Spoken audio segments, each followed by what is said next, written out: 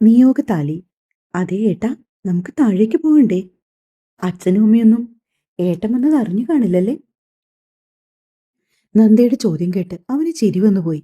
എടോ, അച്ഛനും അമ്മയും അറിയാതെ ഞാൻ പിന്നെ ഈ വീട്ടിൽ എങ്ങനെ കയറി വരാനാ? അതർവതി ചോദിച്ച നേരത്താണ് ശ്രീനന്ദയും അതേപ്പറ്റി ഓർത്തത്. അയ്യോ, ശരിയാണല്ലോ, ഞാനിതൊക്കെ മറന്നു. ഏട്ടൻ എങ്ങനെയാ കയറിയത്? അമ്മ വന്ന് ഡോർ തുറന്നു തന്നു, ഞാനിങ്ങോട്ട് കയറി വന്നു. തീർത്തും നിസ്സാരമായി അതർവ് പറഞ്ഞു. അപ്പോ അപ്പൊ അമ്മയ്ക്കറിയായിരുന്നോ ഏട്ടൻ വരുമെന്ന്? ശ്രീനന്ദ പിന്നെയും ആലോചനയോടെ ചോദിച്ചു. പിന്നെ അമ്മയ്ക്കും അറിയാം, അച്ഛനും അറിയാം. ഞാനാ പറഞ്ഞത് തന്നോട് പറയണ്ട, തനിക്കൊരു സർപ്രൈസ് ആയിക്കോട്ടെ എന്ന്. പോ, ഇങ്ങനാണെങ്കിൽ ഞാൻ മിണ്ടില്ല. അതും പറഞ്ഞുകൊണ്ട് ശ്രീനന്ദ കള്ളപ്പരിഭവം കാണിച്ച് മുഖം വീർപ്പിച്ച് തിരിഞ്ഞു നിന്നു. അവൻ അവളുടെ കവിളിൽ ചൂണ്ടുവിരൽ മെല്ലെ ഒന്ന് കുത്തിക്കൊടുത്തു. താൻ പ്രതീക്ഷിച്ചോ ഞാനിന്ന് വരൂന്ന്? സത്യം പറയാലോ, ഒരിക്കലും ഞാൻ പ്രതീക്ഷിച്ചിട്ടില്ല. ഇന്ന് ഉച്ചയ്ക്ക് വിളിച്ചപ്പോഴും ഏട്ടൻ ഹൈദരാബാദിൽ നിൽക്കുമല്ലായിരുന്നോ? പിന്നെ ഇന്നെന്റെ ബർത്ത്ഡേ ആണെന്ന കാര്യം ഏട്ടൻ അറിയില്ലായിരിക്കുമെന്നാ ഞാൻ വിചാരിച്ചത്. തന്റെ ഹോൾ ടിക്കറ്റ് കാണും വരെ ഞാനും അതേക്കുറിച്ച് ചിന്തിച്ചതേയില്ല. കഴിഞ്ഞ സെമസ്റ്റർ എക്സാമിന് ഞാൻ തന്റെ എക്സാമിന്റെ ഹോൾ ടിക്കറ്റ് കണ്ടത്. അതിലുണ്ടായിരുന്നല്ലോ തന്റെ ഡേറ്റ് ഓഫ് ബർത്ത്. പിന്നെ അന്ന് തൊട്ട് ഇന്ന് വരെ ദാ ഈ ദിവസത്തിനു വേണ്ടിയുള്ള കാത്തിരിപ്പിലായിരുന്നു ഞാൻ. അതർവ് ചിരിയോടെ പറഞ്ഞതും അതേ ചിരി നന്ദയുടെ മുഖത്തേക്കും വ്യാപിച്ചു. അതെ, ഏട്ടൻ മടുത്തില്ലേ? ഇങ്ങനെ ഇരുന്നാ മതിയോ? നമുക്ക് ഉറങ്ങണ്ടേ? ഏട്ടന് നല്ല യാത്രാക്ഷീണം കാണില്ലേ? പിന്നില്ലേ, ഒന്നുറങ്ങിയാൽ മതിയെന്നേ ഉള്ളൂ. എങ്കിൽ പിന്നെ നമുക്ക് കിടക്കാം ഏട്ടാ. ഞാനൊന്ന് പോയി കുളിച്ചിട്ട് ഫ്രഷ് ആയി വരാം നന്ദ. പിന്നെ ഏട്ടൻ മീറ്റിങ്ങിന് പോയ കാര്യം എന്തായി? അവര് കോണ്ടാക്ട് ചെയ്യാന്നാ പറഞ്ഞത്. ഫൈനലായിട്ടൊരു കൺക്ലൂഷൻ പറഞ്ഞിട്ടില്ല. ഷോ, എന്നാലും ഈ ഏട്ടൻ ഇത്രയും ദിവസം മുമ്പ് വരുമെന്ന് ഞാൻ സ്വപ്നത്തിൽ പോലും ഓർത്തിട്ടില്ല കേട്ടോ. സത്യം പറഞ്ഞാൽ അവിടെ രാവും പകലും ഉറങ്ങാതെ വർക്ക് ചെയ്തതുകൊണ്ടാ ഇന്നീ സമയം ഇവിടെ എത്താൻ കഴിഞ്ഞേ. ആണോ? ഒരുപാട് ബുദ്ധിമുട്ടായില്ലേ? ഏയ്, അതൊക്കെ വിട്. താൻ എന്തായാലും കിടന്നു. ഇന്നിപ്പോ ഇത്രയും സമയമായില്ലേ? അതർവത് പറഞ്ഞപ്പോ നന്ദയുടെ മിഴികൾ ക്ലോക്കിലേക്ക് നീണ്ടു. സമയം 12:45 അടുത്തിരുന്നു. 3/4 മണിക്കൂറോളം തങ്ങൾ ഇരുവരും തമ്മിൽ സംസാരിച്ചോ കണ്ണ? ശ്രീനന്ദ അത്ഭുതത്തോടെ ഓർത്തു. അതർവ് വാഷ്റൂമിൽ പോയി ഒന്ന് ഫ്രഷ് ആയിട്ട് വന്നു. പിന്നെ ഇരുവരും ഉറങ്ങാനായി കിടന്നു. അവന്റെ വയറിൽ ചുറ്റിപ്പിടിച്ച് കിടക്കുകയാണ് നന്ദ. പകലയ്ക്ക് ആര്യൻകുട്ടനുമായിട്ട് നടക്കും. പക്ഷേ രാത്രിയിലെ ബെഡിൽ വന്ന് കിടക്കുമ്പോഴാണ് എന്റെ ചങ്ക് പൊട്ടുന്നത്. ഇടറിയ വാക്കുകളിൽ നന്ദ പറയുന്ന കേട്ട് അവന് വിഷമം വന്നു. സാരമില്ല നീ, ഇനി അതൊന്നും ഓർത്ത് വിഷമിക്കണ്ട. ഞാൻ ഇങ്ങ് വന്നില്ലേടാ. അവൻ നന്ദയെ അല്പം കൂടി തന്നിലേക്ക് ചേർത്തുകൊണ്ട് അവളുടെ മുഖത്തേക്ക് കിടന്നു. നോക്കി നന്ദ വീണ്ടും ഒന്ന് ഉയർന്നു വന്നിട്ട് അവന്റെ കവിളിൽ ഒരു മുത്തം കൊടുത്തു. എനിക്ക് എന്ത് ഇഷ്ടാണെന്നറിയോ? കാതരിയായി അവൾ പറഞ്ഞു. എനിക്കും എന്റെ നന്ദൂട്ടിയെ ജീവനാ. അതിർവ് പറയുമ്പോൾ ഒരു കാറ്റുപോലും കടക്കാത്തത്ര അരികിലായി അവൾ ചേർന്നു വന്ന് അവനെ ഇറുകിപ്പുണർന്നു കിടന്നു. കുറേയേറെ ദിവസങ്ങൾക്ക് ശേഷം അതിർവിന്റെ നെഞ്ചിലെ ചൂട് പറ്റി ആ രാത്രി അവൾ സുഖമായി ഉറങ്ങി. ഒരുപാട് വൈകിയാണ് കിടന്നതെങ്കിലും പിറ്റേന്ന് പുലർച്ചെ തന്നെ ശ്രീനന്ദ ഉണർന്നു. ഉണർന്നെണീറ്റ് ബെഡിൽ തന്നെ ഇരുന്നവൾ അരികിൽ കിടക്കുന്നവനെ നോക്കി. നിഷ്കളങ്കമായി ഉറങ്ങുന്ന അതിർവിനെ നോക്കി. പിന്നെ മെല്ലെ അവന്റെ മുടിയിഴകളിലൂടെ ഒന്ന് വിരലോടിച്ചുകൊണ്ട് ആ നെറ്റിയില് അതരങ്ങൾ ചേർത്തു. എഴുന്നേക്കാൻ തുടങ്ങിയപ്പോഴും അതിർവ് അവളുടെ കയ്യിൽ പിടിച്ചു വലിച്ച് അവളെ നെഞ്ചിലേക്ക് ഇട്ടിരുന്നു. ഇത്തിരി നേരം കൂടി കഴിയട്ടെ പെണ്ണേ. യോ ഏട്ടാ, നേരെ ഒരുപാടായി. കുതറി മാറാൻ ശ്രമിക്കുമ്പോ പെണ്ണ് മെല്ലെ പറഞ്ഞു. എവിടേക്കാ ഏട്ടന്റെ നന്ദൂട്ടി പാഞ്ഞു പോകുന്നത്? അത് പിന്നെ നേരം വെളുത്തു, അമ്മയൊക്കെ താഴെ ഉണർന്നിട്ടുണ്ടാവും. അതിന് അതിനൊന്നുമില്ല. ഏട്ടൻ കുറച്ചു നേരം കൂടി കിടന്നുറങ്ങിക്കോ, ഞാൻ താഴേക്ക് ചെല്ലട്ടെ. അവന്റെ കൈപ്പടിയിൽ നിന്നും കുതിറിമാറാൻ ശ്രമിച്ചുകൊണ്ട് അവൾ പറഞ്ഞു. അങ്ങനെ ഇപ്പൊ പോകണ്ട. അതിർവൊരുതരം വാശിയോടെ അവളെ പിടിച്ചു വെച്ചു. ആ സമയം അവന്റെ മുഖത്ത് കുറുമ്പ് കലർന്നൊരു ഭാവമായിരുന്നു. പിന്നെയും ഏറെ നേരം അവൾ അവന്റെ നെഞ്ചിൽ മുഖം ചേർത്ത് വെച്ച് ആ ഹൃദയതാളം ആസ്വദിച്ച് കണ്ണു തുറന്ന് അതേ കിടപ്പ് കിടന്നു. അവന്റെ കൈകൾ അവളുടെ മുടിയിഴകളെ മൃദുവായി തലോടിക്കൊണ്ടിരുന്നു. സമയം ഏകദേശം 7 മണിയായപ്പോ നന്ദ പതിയെ പിടഞ്ഞെണീറ്റു. ഇനിയും കിടന്ന ശരിയാവില്ല, ഞാൻ താഴേക്ക് ചെല്ലട്ടെ ഏട്ടാ. മോനും ഉണർന്നു കാണും. അതിർവ് അവളുടെ മേലുള്ള പിടുത്തം അയച്ചു. അതെ ഏട്ടാ, ഹാപ്പി ന്യൂ ഇയർ. ഉം, ഹാപ്പി ന്യൂ ഇയർ. അവൻ തന്റെ തള്ളവിരൽ ഉയർത്തിക്കൊണ്ട് അവളെ നോക്കി പറഞ്ഞു. ഒരു ചിരിയോടെ നന്ദ താഴേക്ക് ഇറങ്ങിച്ചെന്നു. ഇന്ദിര അടുക്കളയിൽ ദോശ ഉണ്ടാക്കിക്കൊണ്ട് നിൽക്കുകയാണ്. അവരുടെ മുഖത്തൊരു പ്രത്യേക ചിരിയുണ്ട്. ശ്രീനന്ദ കണ്ണു ചുരുക്കി അവരെ ഒന്ന് നോക്കി. ചായ എടുക്കട്ടെ മോൾക്ക്? ഇന്ദിര മുഖത്ത് വലിയ ഭാവവ്യത്യാസങ്ങളൊന്നും വരുത്താതെ ശ്രീനന്ദയോട് ചോദിച്ചു. അതുകൂടിയായപ്പോ അവളുടെ പരിഭവം അതിന്റെ നെറുകയിലെത്തി. അവൾ ഓടി വന്ന് ഇന്ദിരയെ പിന്നിലൂടെ ചുറ്റിപ്പിടിച്ചു. അമ്മേ, ഏട്ടൻ വരുന്ന കാര്യം അമ്മ എന്താ എന്നോട് പറയാതിരുന്നേ? ചെറിയ കുട്ടികളെ പോലെ ചിണുങ്ങിക്കൊണ്ടാണ് ചോദിക്കുന്നത്. അയ്യടാ, പെണ്ണിന്റെ ഒരു ചിണുങ്ങല് കണ്ടില്ലേ?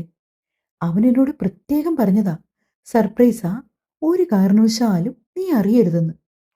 എന്നിട്ട് അതുവല്ലതും ഞാൻ വന്നു നിന്നോട് പറഞ്ഞെങ്കിൽ ആ ചെക്കൻ എന്നെ ശരിയാക്കിയേനെ. ശ്രീനന്ദ ഇന്ദിരയെ ചുറ്റിപ്പിടിച്ചുകൊണ്ട് തന്നെ അവരുടെ മുന്നിലേക്ക് വന്ന് നിന്നു. അപ്പോഴേക്കും ഇന്ദിര ഫ്ലെയിമൊക്കെ ഓഫ് ചെയ്ത് അവളുടെ മുഖം കൈക്കുമ്പിളി കോരിയെടുത്ത് നെറുകയിലേക്ക് ചുണ്ടമർത്തി. Happy birthday ശ്രീമോളെ. അത് കണ്ടുകൊണ്ടാണ് പിന്നാമ്പുറത്തു നിന്നും ഒരു വാഴച്ചുണ്ട് ഓടിച്ചുകൊണ്ട് മാധവൻ അടുക്കളവാതിൽ വഴി അകത്തേക്ക് കയറിയത്. മോളെ, ഇന്ന് ബർത്ത്ഡേ ആണല്ലേ? മാധവന്റെ ശബ്ദം കേട്ട് അവൾ തിരിഞ്ഞു നോക്കി. അതെ അച്ഛാ, ഇന്നെന്റെ ബർത്ത്ഡേ ആണ്. ഹാപ്പി ബർത്ത്ഡേ മോളെ, മാധവനും പറഞ്ഞു. താങ്ക് യു അച്ഛാ. പെരുന്നാളായിട്ട് എന്റെ മോൾക്ക് എന്താ വേണ്ടത്? ഇന്ദിര അവളുടെ കവിളിൽ പിടിച്ച് കൊഞ്ചിച്ചുകൊണ്ട് ചോദിച്ചു. എനിക്കൊന്നും വേണ്ട. അയ്യടാ, അങ്ങനെ പറഞ്ഞാൽ പറ്റില്ല. എന്തേലും പറഞ്ഞേ പറ്റൂ. മോൾക്ക് എന്ത് കഴിക്കാനാ ഏറ്റവും ഇഷ്ടം? സദ്യ വെക്കണോ അതോ ഫ്രൈഡ് റൈസ് ഉണ്ടാക്കണോ? അമ്മ വൈകിട്ട് പായസം ഉണ്ടാക്കാവോ? നമ്മൾ ഓണത്തിന് പായസം ഉണ്ടാക്കിയില്ലേ? എനിക്കത് ഒരുപാട് ഇഷ്ടായി. ആണോ? അതിനെന്താ, അമ്മ ഉണ്ടാക്കിത്തരാം. അതർവ് എഴുന്നേറ്റോ മോളെ? ഏട്ടൻ ഉണർന്നു കിടക്കൂ അമ്മേ. ശ്രീനന്ദി അതും പറഞ്ഞുകൊണ്ട് നിന്ന സമയം ഇന്ദിരയുടെ മുഖം പെട്ടെന്ന് വിടർന്നു. സംശയത്തോടെ ശ്രീനന്ദ തിരിഞ്ഞു നോക്കുമ്പോൾ തൊട്ടു പിന്നിൽ അതർവ്. ഞാനിപ്പോ മോളോട് ചോദിച്ചേ ഉള്ളൂ നീ ഉണർന്നോന്ന്. ഇന്ദിര അതർവിനോടായി പറഞ്ഞു. മോനെ, ഇന്ന് ശ്രീനന്ദയുടെ പിറന്നാളല്ലേ? നമ്മുടെ കുടുംബക്ഷേത്രത്തിൽ പോണം, രണ്ടാളും കൂടി. പിന്നെ ശ്രീനന്ദയുടെ പേര് അർച്ചനയൊക്കെ കഴിപ്പിക്കണം. ഒരു ചിറ്റുവിളക്കൂടി നേർന്നോളൂ.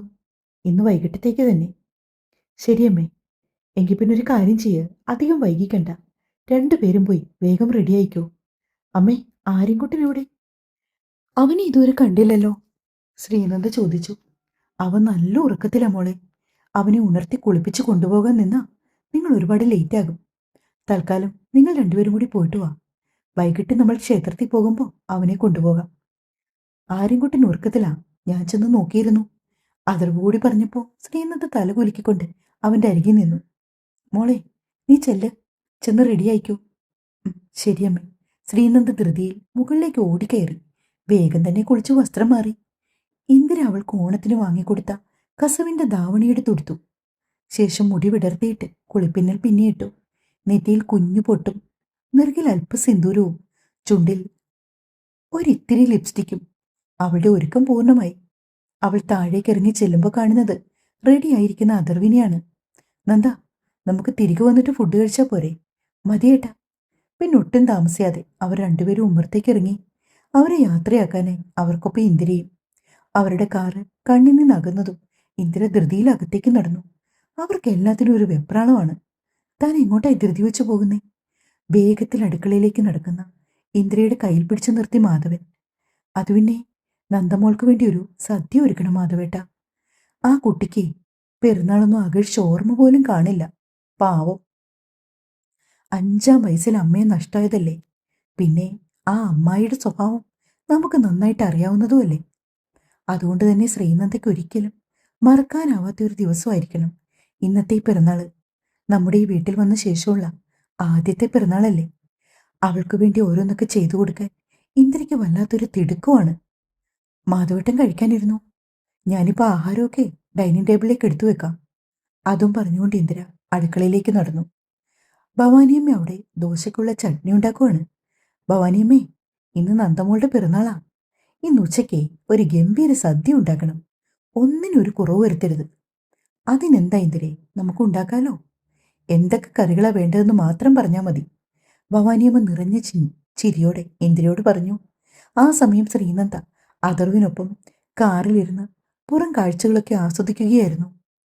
എത്ര ദിവസത്തിന് ശേഷമാണ് ഏട്ടനൊപ്പം ഇങ്ങനെ കാറിപ്പോകുന്നതെന്ന് അവൾ മനസ്സിലോർത്തു. തന്റെ കൂട്ടുകാരി എന്ന് പറയുന്നു. കാറിൽ നിറഞ്ഞു നിന്ന നിശബ്ദതയെ ഭേദിച്ചുകൊണ്ട് അഥർവ് സംസാരിച്ചു തുടങ്ങി. ആര്? പാറുവോ? അവൾ ബാംഗ്ലൂര് പോയിക്കുവാ.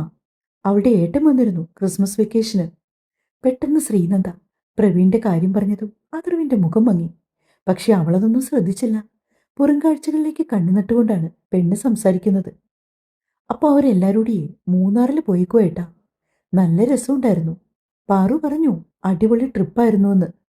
അതിനുശേഷം അവളുടെ ഏട്ടനെ ബാംഗ്ലൂർക്ക് കൊണ്ടുവിടാൻ വേണ്ടി അവരെല്ലാരും കൂടി അവിടേക്ക് പോയി. നാളെ വരും. മറ്റന്നാൾ മുതൽ ക്ലാസ് തുടങ്ങിയില്ലേ? ഓ, എത്ര പെട്ടെന്നാണ് 10 ദിവസത്തെ ക്രിസ്മസ് വെക്കേഷൻ പോയത്. ശ്രീനന്ദ വല്ലായ്മയോടെ ഓർത്തു. അപ്പോഴേക്കും അവരുടെ കാറ് ക്ഷേത്രത്തിന്റെ മുറ്റത്തേക്ക് എത്തി. അഥർവ് പാർക്കിങ്ങിലേക്ക് കാർ നിർത്തി. ശ്രീനന്ദയും അഥർവും ഒന്നിച്ച് ക്ഷേത്രത്തിന്റെ അകത്തേക്ക് കയറി. അവരുടെ കുടുംബക്ഷേത്രം ആയതുകൊണ്ട് തന്നെ പരിചയക്കാർ ധാരാളം ഉണ്ട്. ചിലരൊക്കെ അഥർവിനെ കണ്ട് അവന്റെ അടുത്ത് വന്ന് സംസാരിക്കുന്നുണ്ട്.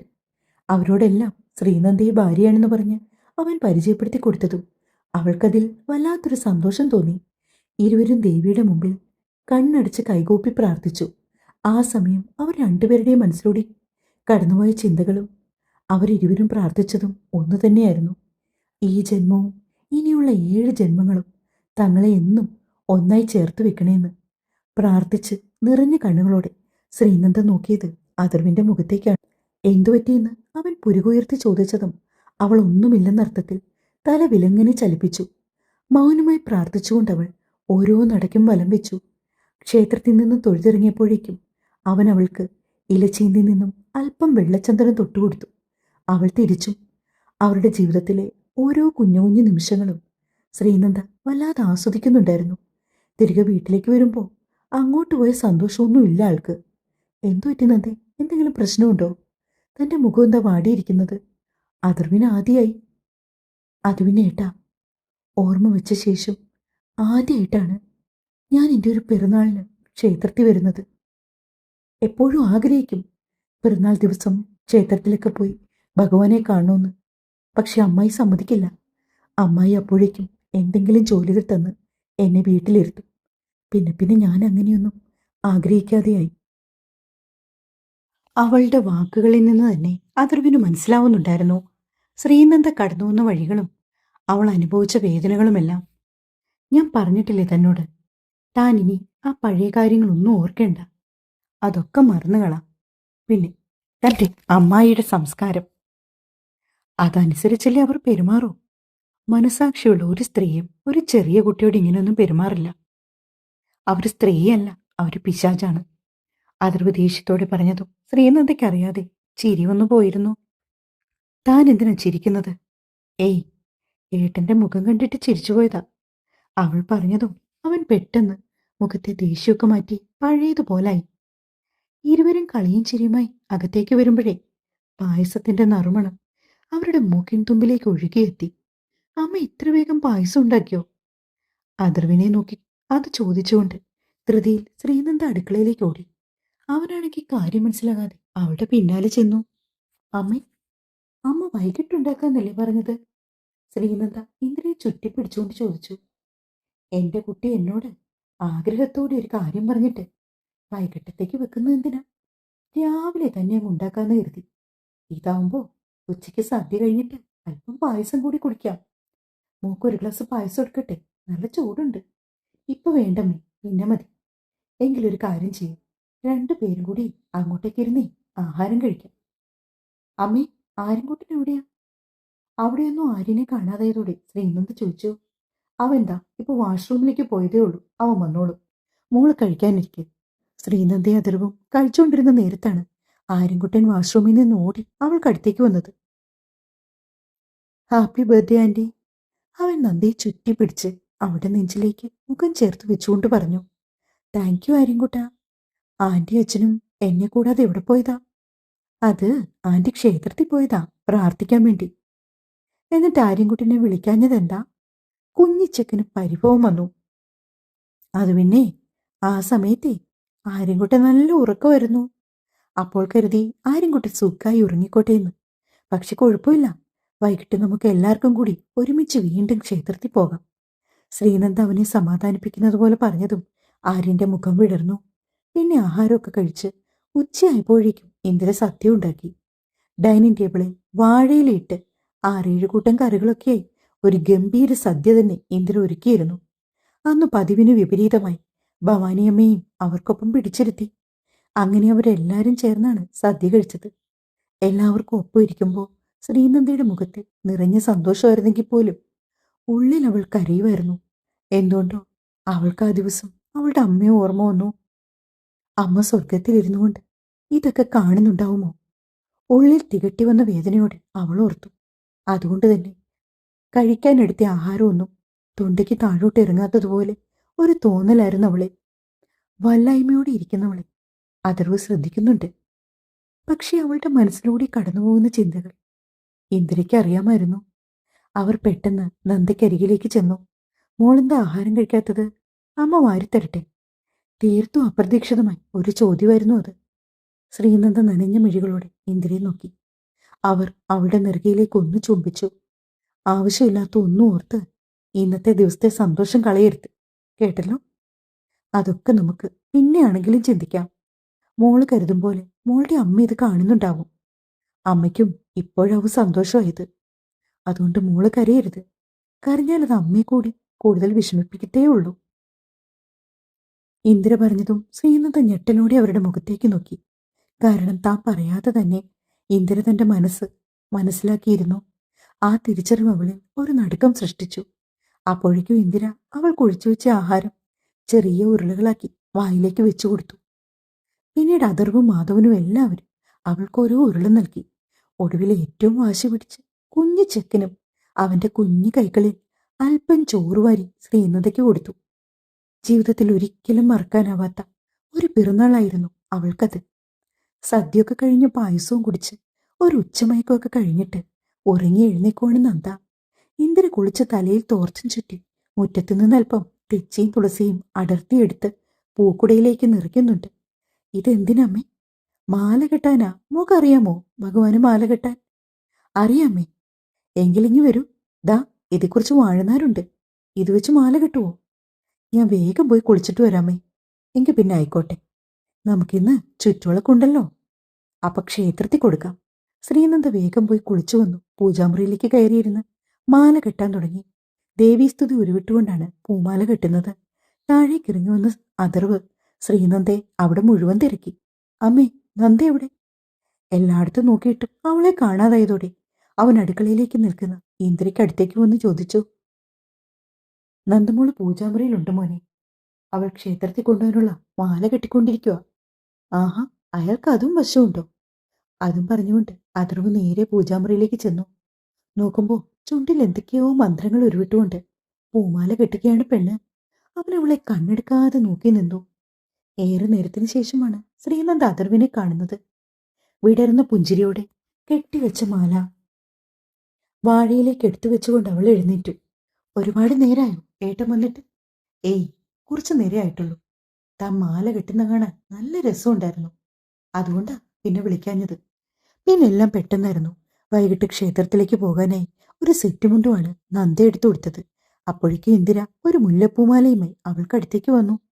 ഇതെവിടുന്ന അമ്മേ? ഞാൻ അച്ഛനെ വിട്ട് വാങ്ങിപ്പിച്ചതാ. എനിക്കിഷ്ടമാ.